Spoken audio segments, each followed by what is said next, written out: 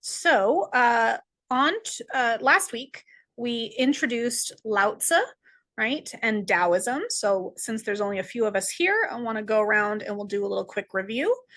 So, I'm going to get ready. I'm going to call on each one of you. So, you can either put something in the chat or you can unmute yourself. But the question is, remind us something you learned about Daoism and or Laozi from last week. Good, good. Yeah, there are these really interesting sort of lessons, right? Good. These three core lessons from Daoism.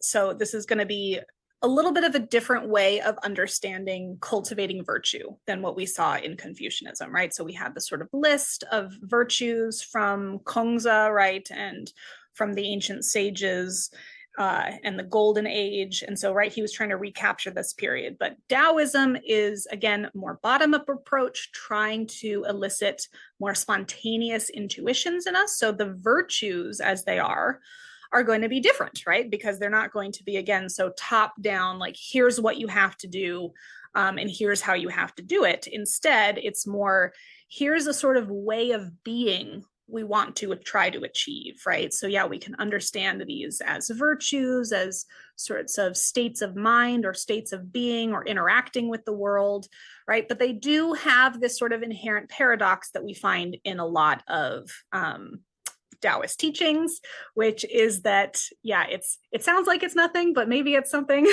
right? It has these sort of opposites that involve one another. Very good, very good. Maddox, what can you recall? Something from Daoism or Laozi? Oh, good. For me, I like how there are multiple different like deities that are all connected, kind of like how a good amount of Eastern religions have, such as, of course, Hinduism. Yes, right. And so this is something that it results differently, interestingly, though, from the way we get the Hindu pantheon, right? So in Hinduism, the idea is that there's one ultimate reality, Brahman, right? And then all of the different deities are names and personality traits of Brahman so that we can establish a personal relationship with that being. The Tao, the way, in Daoism, right, that's emphasized in both Daoism and Confucianism, as I mentioned, is tied to the yin yang, but also the I Ching, right, the larger symbolic interactions of the yin yang. So it's more, the Tao is symbolized by the yin yang, but it's very, very complex in its meaning. And so it's not that is like Brahman, right, where in order to have a personal relationship with the Tao, you have to like name and identify it in different ways.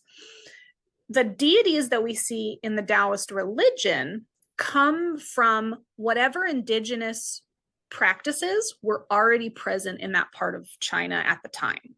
So at the time, Daoism comes into the region. The idea is that these villages, right, and states were probably already worshiping local gods tied to agriculture, right, or economic prosperity.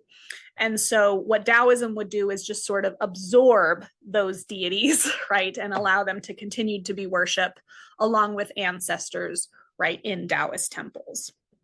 The only ones that are prescribed, the only gods that are prescribed, and they're not even really gods, but are the holy immortals, right? The people who have become so virtuous, right, that they have achieved that immortality in the afterlife. And so they attain a sort of deified like status because they will never die, but they started off as humans, right? So this is another difference in that, in Hinduism, yes, there's reincarnation, there's lots of different realms, but here there is a specific way of actually becoming an immortal, right? And reaching this particular stage of immortality. Good, good, good.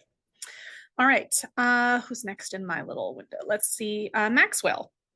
Anything that you recall from Daoism or Laozi that you learned from last week? Many things said in Daoist teachings are contradictory because we should talk about the Tao, but something as infinite as it is not able to be understood through just words language. Excellent, right? So touching back on this notion of paradox or potentially seemingly contradictory language, the idea is that is actually meant to be confusing, right? And meant to be contradictory because it's supposed to demonstrate, in a sense, the limitations of language, right? And communication, or the ability to just pass knowledge from one person to another via words, right? So the idea is, yeah, as a teacher, I can share with you these things, but it's not like your brain just absorbs it and now you know it, right? Or you know the truth, right? The idea is that whatever it is you're trying to learn, at some point you're going to have to experience it, right? So experiencing, right, that first person intuitive approach, right, spontaneous reactions, that's where learning comes from, according to Daoism, right? And so engaging in this paradoxical language helps us break away from that logical constraint of society and helps us to realize, like, no, sometimes something can be both true and false because language is not perfect, right? So not all truths are captured in whatever that proposition is. And just because the semantics of that proposition contradict the semantics of this proposition doesn't mean anything, right? These are human-made tools, right, to try to capture something that, yes, exactly, is infinite, beyond description, beyond words, right? So we're always just glancing at it. And this is something that is going to be especially relevant for Zhuangzi, who we'll probably have time to introduce today and then finish up on Thursday. And this is going to be drawing out, again, as disciples do, expanding upon the teachings of their teachers, right? So Laozi gave us these notions, as was brought up very well before, right, of wu zhi, right? So return to nothingness, wu wei, and then wu jin, okay? So non-mind. And these sorts of things, again, are going to be expanded upon by Zhuangzi. He's going to expand them into seven lessons. But one of them is, or a couple of them are going to deal with expanding upon this idea of why words and language are not going to be able to give us the kind of knowledge we think that they're going to be able to give us. Good.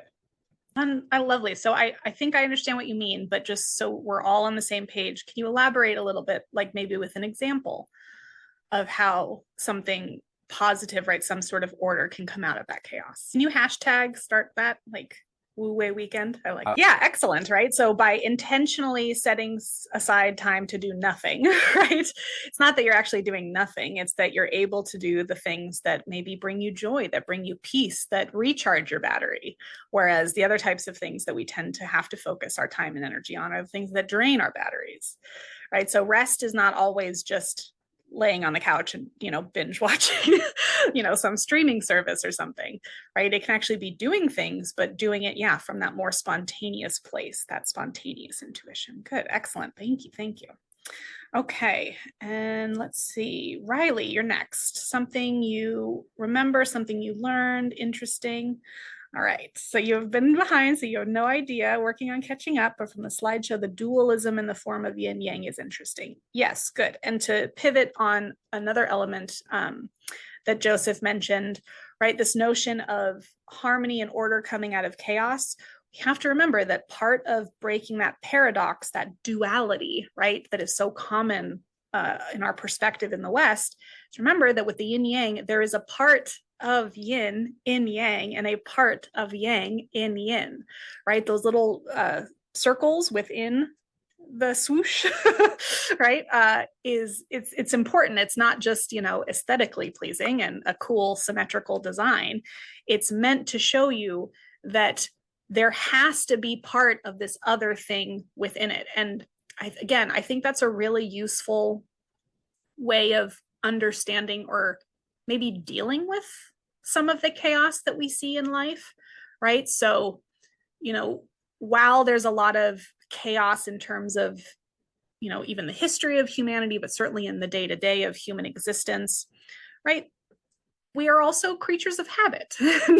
We behave in patterns, recognizable patterns, right? That maybe spring from some of those spontaneous human nature conditions that we have, right? But so the idea is, like, yes, they can go hand in hand. They're not mutually exclusive. So just because something seems like it's the opposite of something else doesn't necessarily mean that it is, right? So again, if maybe we're drawing similarities to Hinduism and traditions that came before, the idea that the distinctions that we see around us in the world is an illusion, right? That is something we saw in Hinduism and Buddhism as well, that Maya, right, is filled with illusory distinctions, right? There, it was a different realization you had to come to. But here, right, instead of it being Brahman, it is understanding everything as coming from or being a manifestation of the Tao. Good, good, good. Reminds me of how important contrast is in art to make a cohesive and meaningful image. Yes, absolutely. Right. So even if you're there's a word for it, but even art pieces where you're using like the same color palette, right, but different shades of the same color, right, you still have to, you're using that color in a particular way to elicit a particular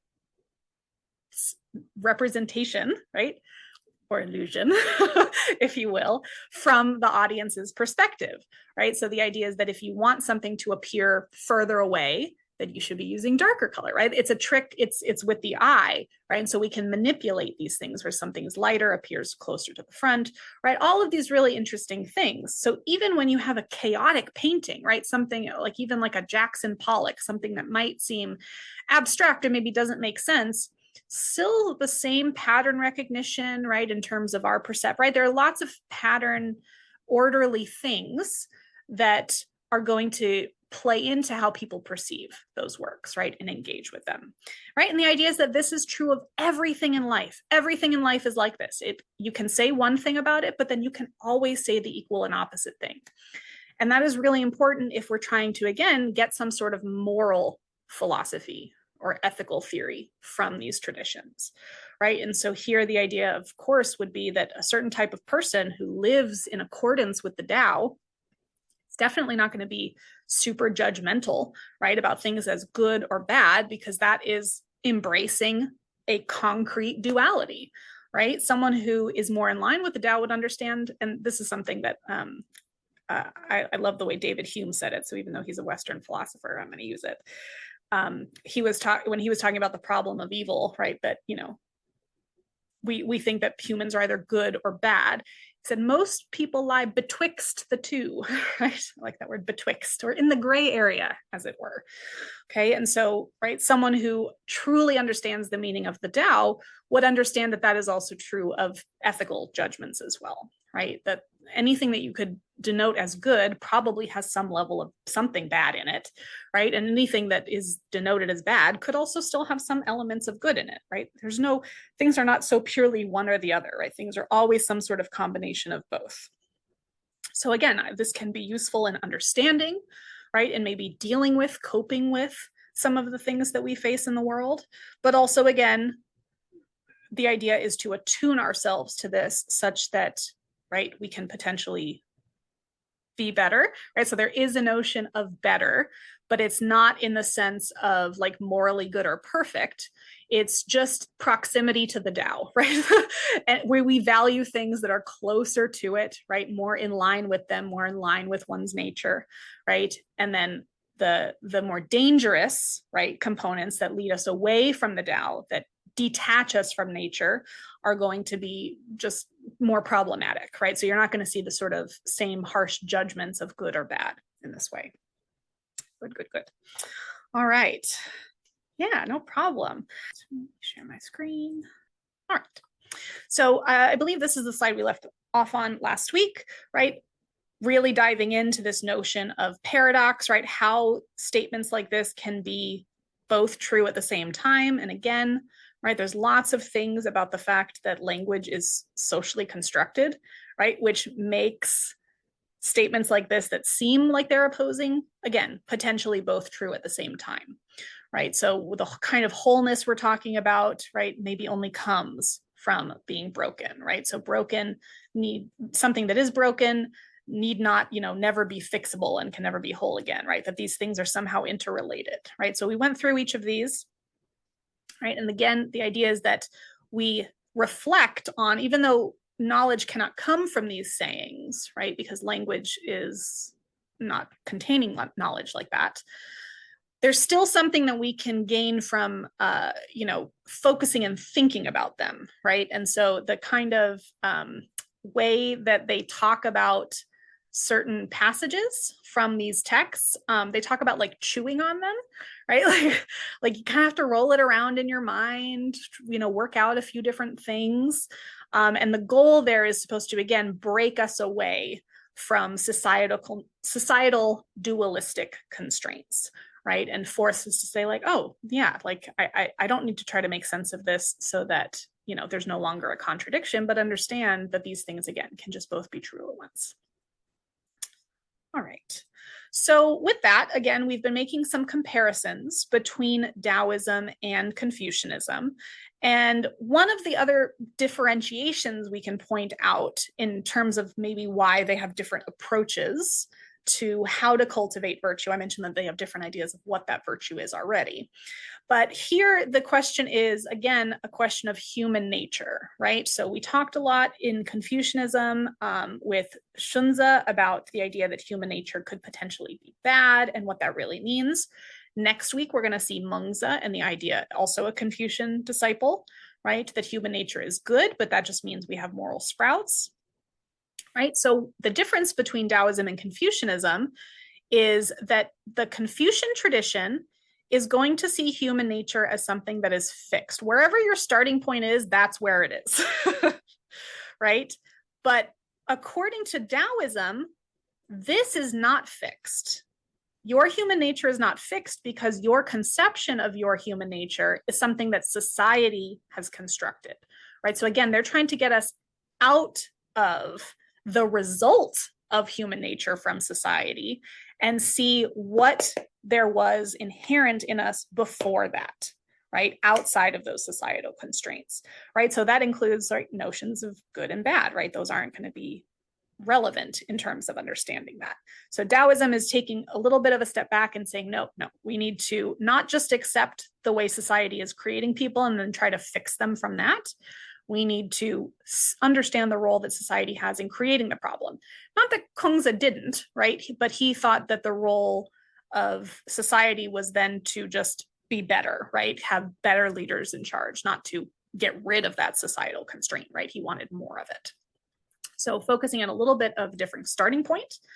Okay, and so again, right, this is going to be difficult because we can't talk about exactly what virtuous behavior is. Again, we have sort of what it's like to act in accordance with those virtues. We have those three teachings.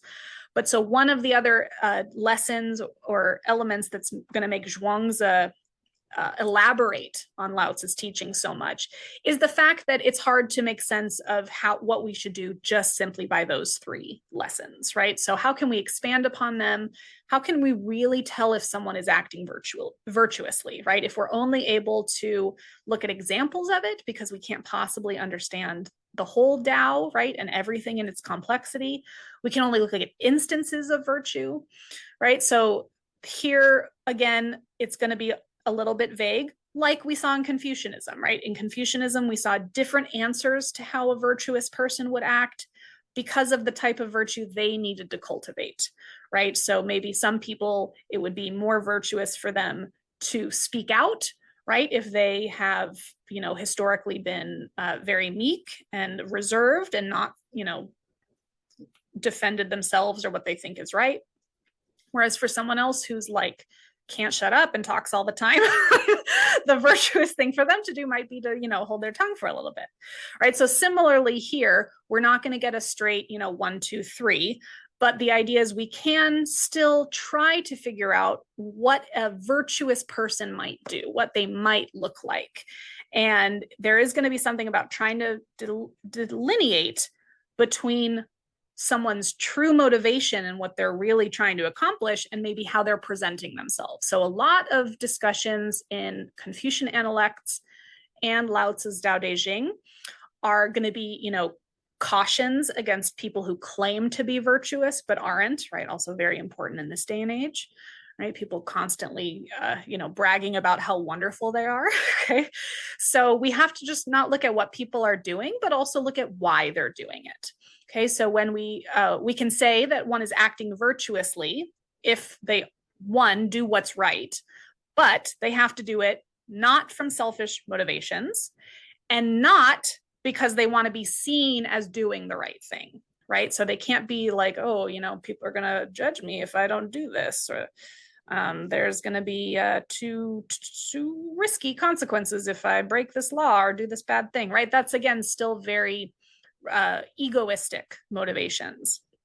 So for Kongzi, right, Kongzi didn't necessarily care if there were these selfish motivations as long as you eventually learn to take joy in it. But for Daoism, the presence of this in your motivation is problematic because it is about the spontaneous motivation for doing things, right? And so if that motivation is coming from selfishness or self-consciousness, according to Daoism, that's going to be a problematic result of socially constructed bad versions of morality, right? And whereas the idea instead is to be doing something for its own sake, right? Because you just know it's the right thing to do. That's the motivation that it should come from, right? Not a consideration of all of these consequences for me, for you. Oh, what's I'm gonna have to do? You should just know in the moment, right? Almost like a gut feeling. But of course, not all of us have really strong gut feelings because, again, so much loudness coming up here, getting in the way of us being able to actually figure out what we think is the right thing to do, right? We hear all these other voices, all these things that we've heard throughout our lives about what's right and what's wrong, and all these examples, right? All of that is noise from society, according to Laozi, right? That we should be trying to move away from. Okay, so what might this person look like? Well, there are going to be some identifying markers. One is that a virtuous person who is in line with the Tao will have very few desires, right? Because someone who wants for lots of things is trying to force their will on nature. Whereas nature just happens, right? Things happen when they happen. And so you have to be willing to accept when they do and when they do not occur. Someone who is virtuous, according to Laozi, would live according to nature, right? So a very agrarian type lifestyle.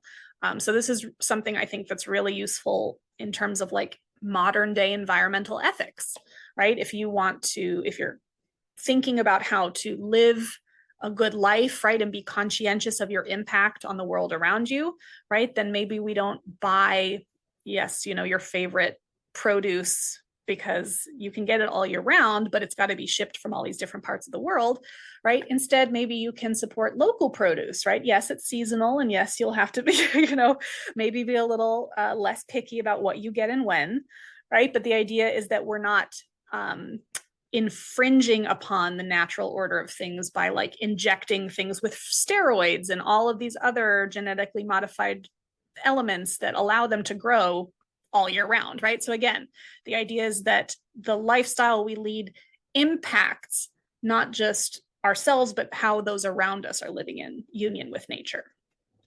Right? So by moving away from those structures.